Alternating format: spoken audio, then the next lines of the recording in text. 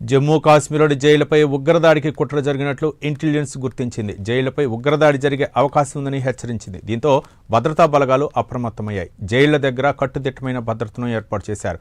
పరిస్థితిని ICISS పర్యవేక్షిస్తుంది. మరోవైపు సరిహద్దులో టెన్షన్ కనిపిస్తోంది. పహల్గాం దాడి తర్వాత భారత్ పాకిస్తాన్ల మధ్య ఉద్రిక్తతలు కొనసాగుతున్నాయి.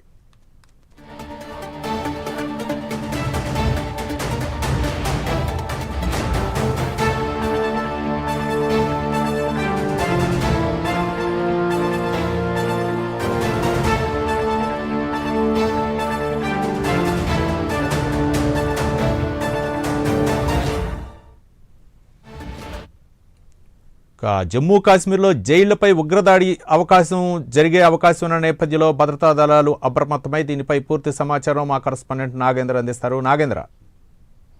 Thank you Ravi.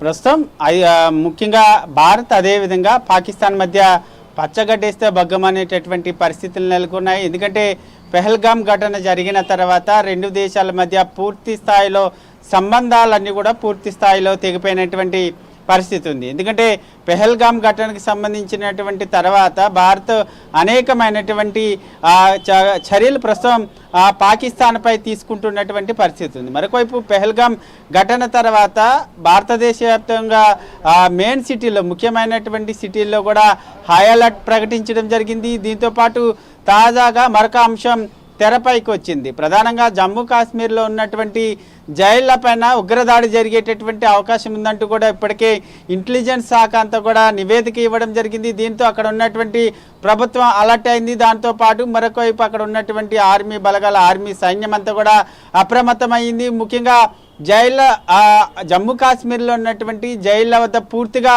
కట్టుదిట్టమైనటువంటి భద్రతను ఏర్పాటు చేయడంతో పాటు ఆర్మీ సైన్యాన్ని కూడా రంగంలోకి దింపినటువంటి పరిస్థితి ఉంది. ముఖ్యంగా జమ్మూ కాశ్మీర్కి సంబంధించి ఏదైతే ఉగ్రదాడి జరిగేటటువంటి అవకాశం ఉంది జైళ్లపైన అనేటటువంటి సమాచారం అందిన తర్వాత అక్కడ పూర్తి స్థాయిలో జైలు వద్ద కఠినమైనటువంటి భద్రతను ఏర్పాటు చేయడంతో పాటు అదేవిధంగా మరొకవైపు అక్కడ ఉన్నటువంటి పరిస్థితులకు సంబంధించినటువంటి అంశం పైన ఎప్పటికప్పుడు కూడా కేంద్ర ప్రభుత్వం అలర్ట్ అవుతున్నటువంటి పరిస్థితి ఉంది. దీంతోపాటు మరొకవైపు పెహల్గాం ఘటనకు జరగకముందు కూడా ఇంటెలిజెన్స్ నివేదిక ఇవ్వడం జరిగింది. ఉగ్రదాడి జరిగేటటువంటి అవకాశాలు ఉన్నాయంటూ కూడా హెచ్చరికలు జారీ చేసిన తర్వాత కూడా అప్రమత్తం లేకపోవడం వల్లనే ఆ పెహల్గాం ఘటన జరిగిందనేటటువంటి ఆరోపణలు కూడా ఉన్నాయి. ప్రస్తుతం దీనికి సంబంధించి మరొకసారి ఉగ్రదాడి జరిగేటటువంటి అవకాశం ఉందంటూ కూడా ఇంటెలిజెన్స్ చెప్పినటువంటి నేపథ్యంలో అక్కడ భద్రత ఏ విధంగా చేస్తారో అదేవిధంగా దీనికి సంబంధించి పాకిస్తాన్కి సంబంధించినటువంటి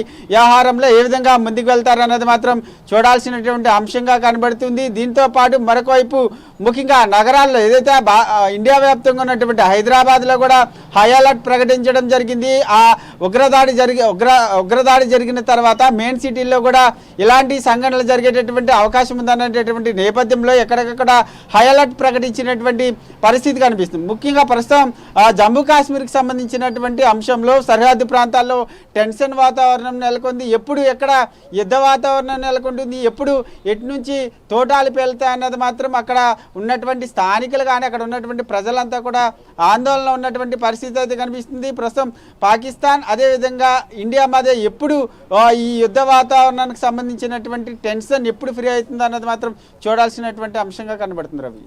రైట్, థ్యాంక్ యూ నాగేంద్ర.